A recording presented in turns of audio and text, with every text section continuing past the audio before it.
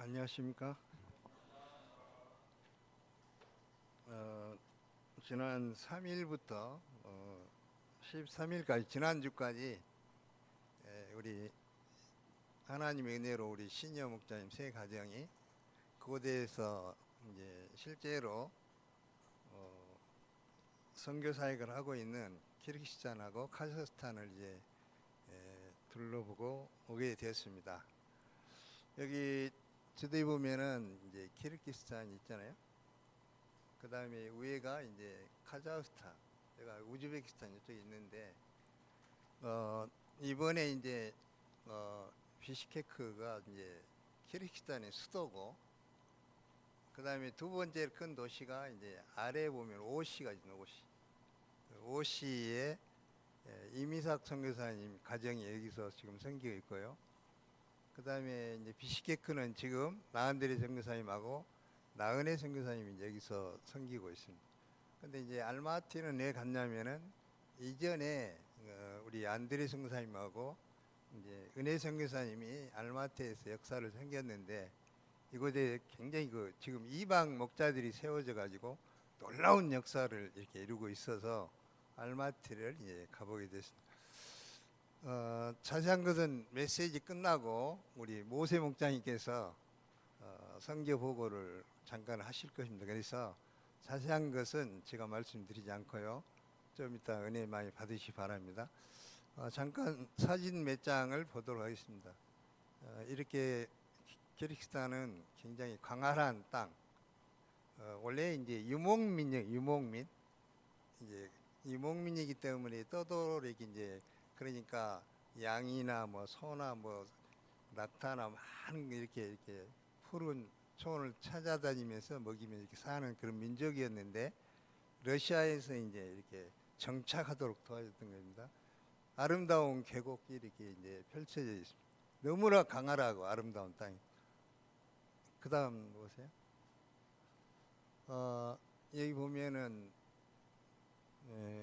여기는 이제 알마타의 그 침블락이라는 이제 정원, 그러니까 이제 공원, 국립공원인데, 여기 만년설이 대표 있고 눈 가운데, 그러니까 아래는 더워서 이렇게 막 이렇게 하잖아요. 근데 정상에 올라가니까 이렇게 눈이 쌓여 있었고, 정상까지 한 4,000m 이상 됐을 겁니다. 올라가서 이렇게 시원하게 잘 보내고 왔습니다. 그 다음 사진.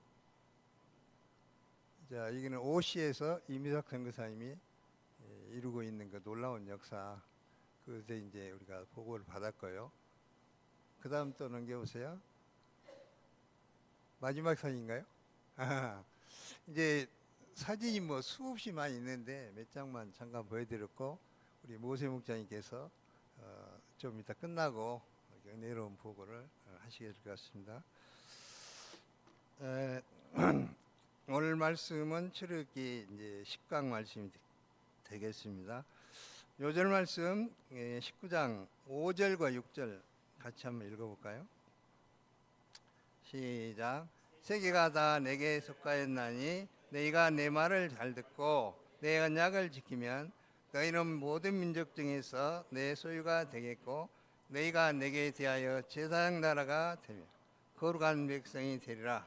너는 이 말을 이스라엘 자손에게 전할지어다. 오늘 말씀 제목이 그 유명한 제사장 나라 거룩한 백성이 되리라입니다. 뒤에도 이제 보면 걸려져 있는데, 매년 나오는 달력에 우리 UBF 달력에 타이틀이 이게 돼 있어요. 제사장 나라 거룩하며. 그리고 우리가 어디를 가든지 세계 선교할 때 이렇게 선교 보고회 한다든지, 또 그 나라에서 이제 이렇게 수양회를 하면은 타이틀이 대부분이 제사장 나라 거룩한 백성입니다. 그래서 우리 UBF에 2대 요절이 있는데, 하나가 우리가 잘 아는 사도행전 1장 8절 말씀이잖아요.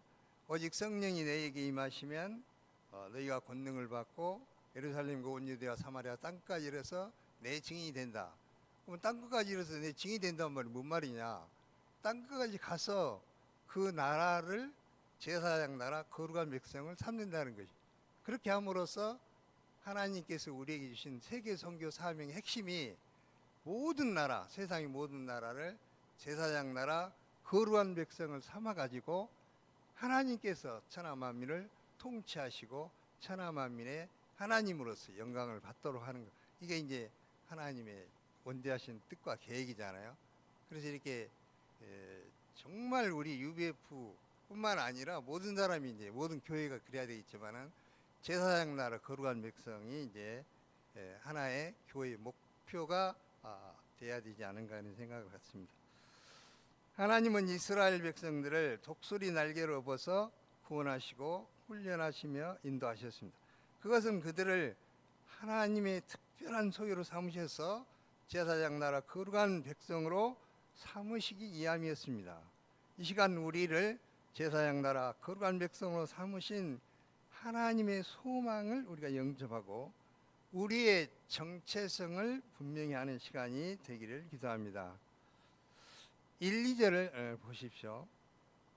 이스라엘 자손이 애굽을 떠난 후 출애굽한 후 3개월 되던 날 시내 광야에 이르게 됐습니다. 시내산은 하나님께서 모세를 만나주시고 부르신 그런 아주 역사적인 장소입니다.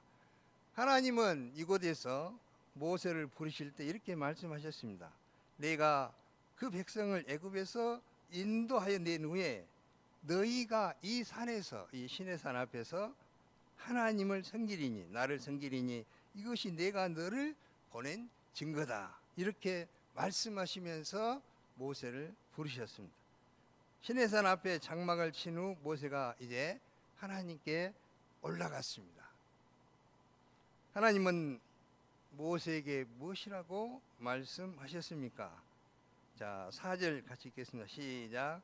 내가 애굽 사람에게 어떻게 행하였음과 내가 어떻게 독수리 날개로 너희를 업어 내게로 인도하였음을 너희가 보았느니라. 하나님은 언약을 주시기 전에 먼저 이스라엘 백성께 주신 구원의 그 은혜를 잘 생각해 보라고 말씀하셨습니다.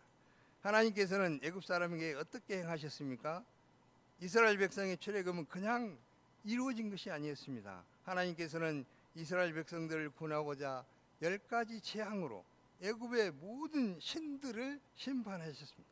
이를 통해서 이스라엘 백성들이 섬기고 있는 우상은 헛된 것이고 오직 하나님만이 진정한 구원자가 되신다는 것을 보여줬고 이것을 직접 이스라엘 백성들은 보았습니다. 목격했습니다. 마지막 10번째 재앙은 바로를 포함해서 애굽의 모든 장자를 죽음에 이르게 한 아주 무서운 심판이었습니다. 그때 이스라엘 백성은 어린 양의 피로 죽음에서 구원을 받았습니다. 또한 앞으로는 홍해요, 뒤로는 애굽의 전차부대가 추격해 오는 아주 진퇴양난의 위기 속에서도 하나님은 앞에 펼쳐져 있는 홍해길을 내시고 바로의 병거와 그의 군대를 바다에 홍해바다에 수장시킴으로써 강한 손으로서 구원하여 이스라엘 백성들을 구원하여 내신 것을 그들이 직접 보았습니다. 이 모든 것은 실로 아주 놀라운 하나님의 구원의 은혜였습니다. 또한 하나님은 이스라엘을 어떻게 인도하셨다고 말씀하고 있습니까? 내가 어떻게 독수리의 날개로 너희를 업어 내게로 인도하였음을 너희가 보았느니라고 말씀하고 있습니다. 하나님께서는 독수리 양육법을 기초해서 이스라엘 백성들을 인도하셨다는 것입니다. 독수리는 새끼들을 어떻게 양육합니까? 신명기 32장 11절 보면은 여기 앞 보세요.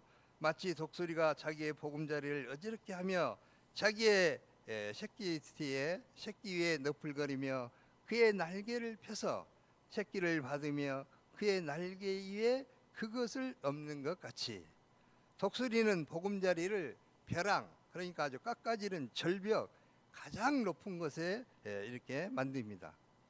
어미 독수리는 새끼가 어느 정도 이제 자라면은 알아서 깨어나서 자라면은 보금자리를 어지럽게 해서 벼랑에서 이렇게 밀어 떨어뜨립니다. 그 후에 땅에 부딪히기 직전 어미 독수리가 급속히 강하여서 그의 날개를 딱 펴서 새끼를 받아서 그의 날개에 업고 다시 자기 집으로 올라갑니다. 이러한 훈련을 수없이 반복하는 가운데 새끼의 날개는 점점 튼튼해져서 자립적으로 나중에는 날아오를 수 있게 되는 것입니다. 하나님께서 이 독수리의 어미와 같은 사랑으로 이스라엘 백성들을 인도하셨습니다. 그들을 출애굽시킨 하나님은 바로 아주 거친 광야로 그들을 인도하셨습니다. 시내산까지 오는 광야길에서 낮에는 구름 기둥으로 밤에는 불 기둥으로 인해서 더위와 추위를 이길 수 있도록 해주셨습니다. 광야에서는 마라의 쓴물을 탄물로 바꾸셨고 하늘에서 양식을 내려 먹이게 하셨습니다. 먹을 것이 없을 때는 하늘에서 만나가 내리고 메추라기 떼가 이스라엘 사방을 뒤덮을 정도로 날아와서 아주 풍족하게 고기를 먹도록 하셨습니다. 하나님은 그곳에서 그들을 낮추시며 줄이게 하시며 또 그들도 알지 못하며 조상들도 알지 못하던 만나, 천사들이 먹는 양식입니다. 만나를 먹이셨습니다. 이를 통해서 사람이 떡으로만 사는 것이 아니고 여호와 입에서 나오는 모든 하나님의 말씀으로 사는 줄을 그들이 알도록 영적 독수리 훈련을 시키셨다는 것입니다. 아말렉과의 싸움에서도 승리케 하셨고 리비딤에서는 반석을 쳐서 물이 이렇게 펑펑 쏟아지게 하셨습니다. 이스라엘 백성들은 하나님께서 그들에게 행하신 일을 온 삶을 통해서 인격적으로 체험하였습니다. 이 모든 것을 똑똑히 눈으로 보았습니다.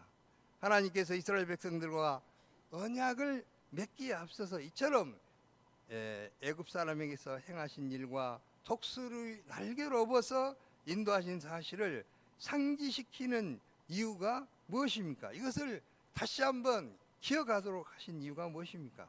하나님은 언약을 주시기 전에 먼저 이 생생하게 체험한 구원의 은혜를 굳게 붙들도록 하는 것입니다. 하나님은 이 구원의 은혜의 기초 위에 언약을 세우고자 하셨습니다. 곧 구원의 은혜로 하나님과의 깊은 관계성이 있을 때 더욱 단단한 언약 관계를 맺고자 하신 것입니다.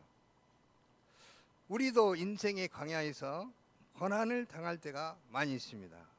원치 않는 학교나 학과나 또 원치 않는 직장에 와서 고난 당하는 것 같고 도무지 대화가 안 되는 자녀들로 인해서 고난을 당하는 것 같고 건강으로 인해서 고난을 당하는 것 같고 내가 어쩌다가 UBF에 와서 고난을 당하는 것 같기도 합니다. 그러나 오늘 말씀은 우리가 만난 이 고난이 하나님의 특별한 사랑 안에서 독수리 훈련을 받는 중이라는 사실을 가르쳐주고 있는 것입니다. 훈련에 있어서 가장 중요한 것은 포기하지 않는 것이고 다른 길로 가지 않는 것입니다. 현재 낳은 날갯짓이 무의미한 것 같고 이러다가 곧 망하고 죽을 것 같을 때 믿음으로 인내하면서 훈련을 감당하는 우리를 하나님께서는 그의 날개를 펴서 받으시고 그의 날개 위에 우리를 업어주십니다. 독수리 훈련 과정에서 우리가 드리는 기도의 날갯짓, 일용할 양식의 날갯짓, 소감의 날갯짓들이 모여서 장차 창공을 비상하여 날아오르는 독수리가 되게 하는 것입니다. 독수리 훈련을 통해서 이러한 독수리 훈련을 통해서 우리의 인생을 변화시키고 빚어가시는 하나님의 위대한 영적 사랑에 찬송을 돌려드립니다. 요절 오늘 말씀 요절입니다. 5절 6절 같이 읽겠습니다. 시작. 새가 다 내게 속하였나니 너희가 내 말을 듣고 내 언약을 지키면 너희는 모든 민족 중에서 내 소유가 되고 너희가 내게 대하여 제사장 나라가 되며 거룩한 백성이 되리라. 너는 이 말을 이스라엘 자손에게 전할지니라. 세계가 다 내게 속하였나니 하나님은 세계가 다 나에게 속했다고 말씀하십니다. 이는 하나님께서 온 세상의 창조주로서 만물의 주인이 되신다는 뜻입니다.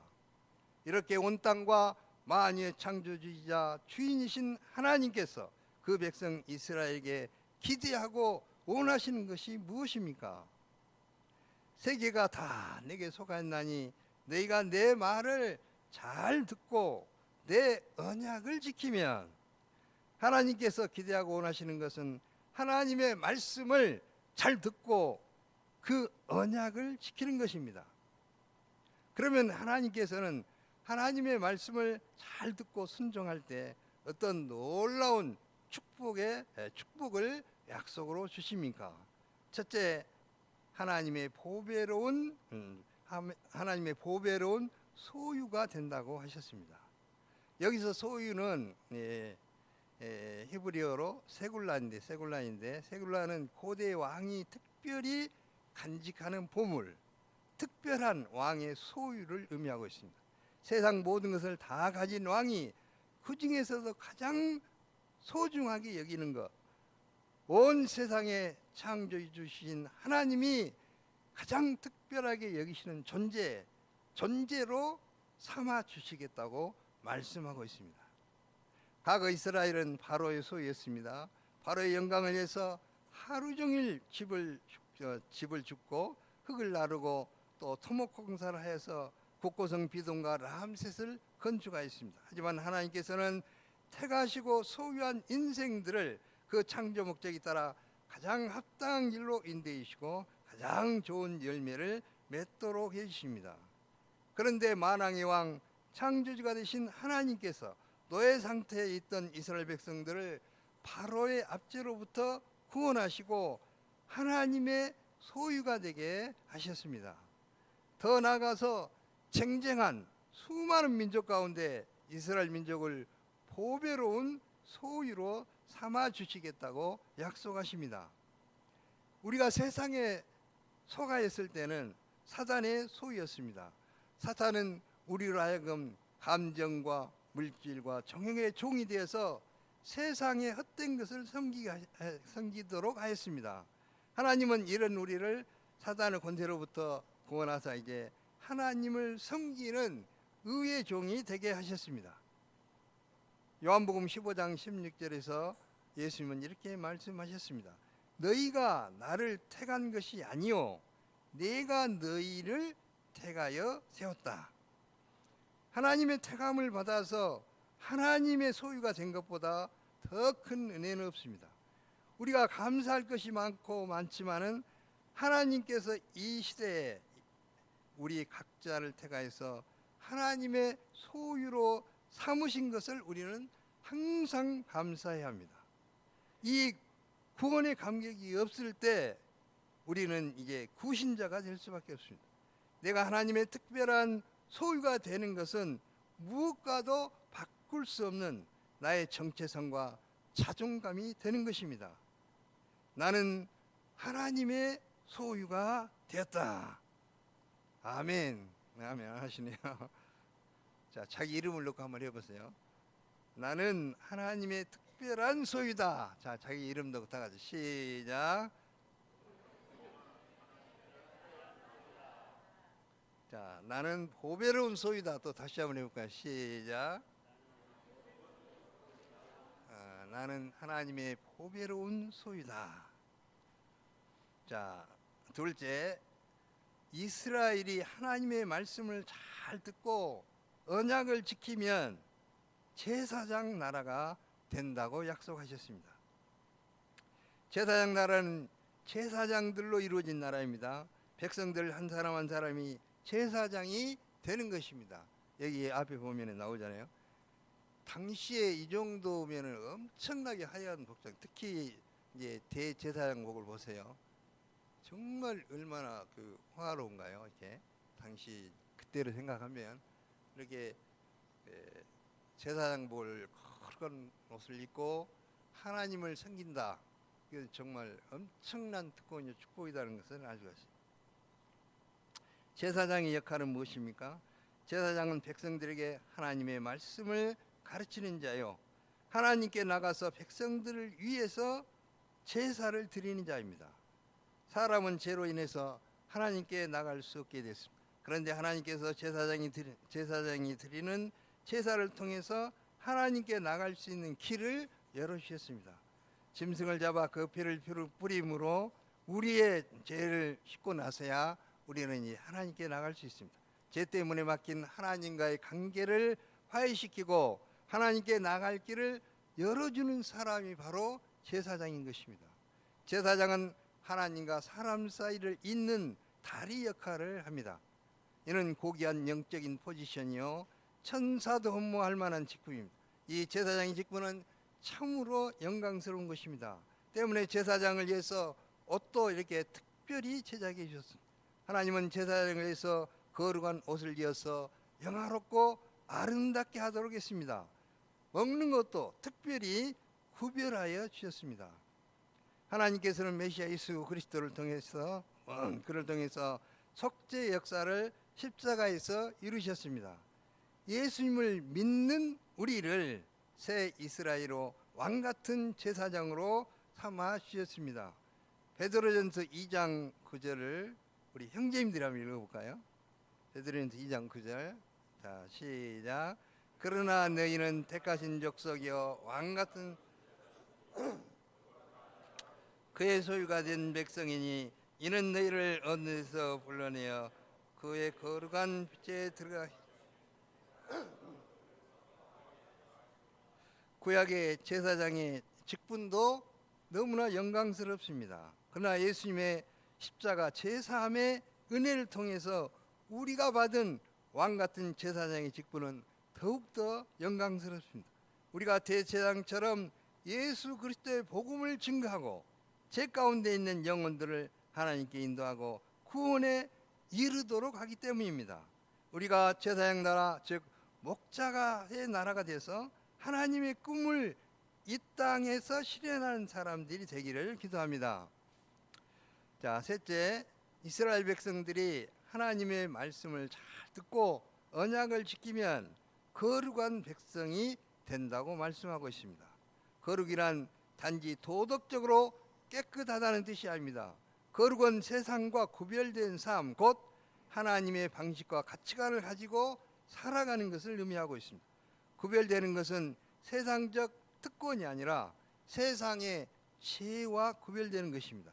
하나님은 홀로 거룩하신 분으로서 하나님의 백성들은 하나님의 거룩함을 본받아야 합니다.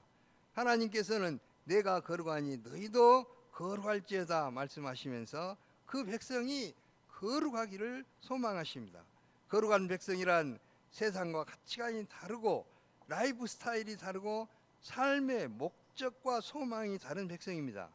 세상 속에서 살지만은 세상과는 구별된 거룩한 백성의 삶은 선한 영향력을 가져옵니다. 예수님께서도 거룩하게 구별된 제자들의 삶이 세상의 빛과 소금과 같다고 말씀하셨습니다. 그러면 우리가 제사장 나라 거룩한 백성으로 산다는 것은 구체적으로 어떤 것일까요? 로마서 12장 1절은 이렇게 말합니다. 자, 다 같이 한번 읽어볼까요? 시작. 그러므로 형제들아 내가 하나님의 모든 자비하심으로 너희를 권하노니 너희 몸을 하나님이 기뻐하시는 거룩한 산제물로 드리라. 이는 너희가 드릴 영적 예배니라. 우리 자신을 거룩한 산제물로 드리는 제사장으로 예배자로 사는 것입니다. 나는 주님의 것입니다. 그러므로 주만 섬기겠습니다. 이렇게 고백하며 사는 삶입니다. 이런 사람은 하나님을 예배하는 삶에 최고의 가치를 둡니다. 그래서 주일 예배, 개인 예배를 가장 소중히 여깁니다. 또한 직장에서는 제사장 직원으로서 예배하는 마음으로 일하고 예배하는 마음으로 사람들을 섬깁니다. 사모님들은 가정에서 제사장 엄마로서 하나님께 올리는 떡을 준비하듯이 식사를 준비하고, 우리 목자님들은 하나님께 예배하는 교회당을 쓸고 닦고 청소를 합니다. 학생들은 캠퍼스에서는 제사장 학생으로서 내 모든 지식과 실력이 하나님께 드려지기를 바라며 최선을 다해서 공부를 합니다.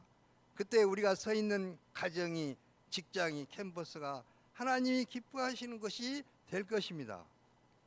우리가 하는 이 모든 일이 하나님께 드려지는 예배가 됩니다. 이런 우리가 축복의 통로가 되어서 내가 섬기는 자들이 복을 받습니다. 이렇게 제사장으로 사는 삶의 중심은 하나님께 나가서 하나님의 음성을 듣고 순종하는 것입니다. 그래서 하나님과 대하고 하나님의 편지를 읽는 시간을 가장 소중하게 여깁니다. 하나님과의 대하는 기도고 하나님의 보낸 편지는 하나님께서 주신 편지는 말씀이라는 것을 우리가 알 수가 있습니다. 결국 우리가 말씀의 종이요 기도의 종으로 살아가는 것입니다. 하나님의 놀라운 소망의 말씀을 전해 들은 모세가 내려와서 이제 백성의 장로들을 불렀습니다. 그리고 여호와께서 자기에게 명령하신 그 모든 말씀을 그들 앞에 진술하였습니다. 이에 모세를 통해서 하나님의 사랑과 소망의 말씀을 듣는 백성들은 마음이 감동이 임하여서 여호와께서 명하신 대로 우리가 이제 다 행하리이다, 행하겠습니다 하고 일제히 하나님께 응답하였습니다. 하나님께서는 셋째 날 아침이 되자 이집트에서 나온 지 즉 50일째 됐던 날에 하나님께서 그들 가운데 이제 강림하셨습니다. 시내산에서 연기가 좌우강 가운데 여호와께서 불 가운데 강림하셨습니다. 연기가 떠오르고 온 산이 크게 진동하였습니다. 하나님께서는 은혜의 하나님이시요 사랑의 하나님이신 동시에 불 가운데 강림하심으로써 우리가 마땅히 두려워해야 할 거룩한 하나님이심을 나타내셨습니다. 결론적으로 세계가 다 하나님께 속해 있습니다. 세계를 움직이고 계시는 분은 하나님이십니다. 하나님은 이스라엘 백성들을 큰 능력과 은혜로 구원해 주셨습니다. 독수리 날개에 벗어 인도해 주셨습니다. 그리고 온 세상을 위한 제사장 나라요 거룩한 백성으로 그들을 부르셨습니다. 우리도 마찬가지로 하나님의 은혜로 구원받고 왕같은 제사장으로 우리가 부름을 받았습니다. 하나님은 우리를 통해서 온 세상 만민을 구원하시기를 원하십니다. 이제 하나님께서 우리에게 주신 소망은 이처럼 크고 원대합니다.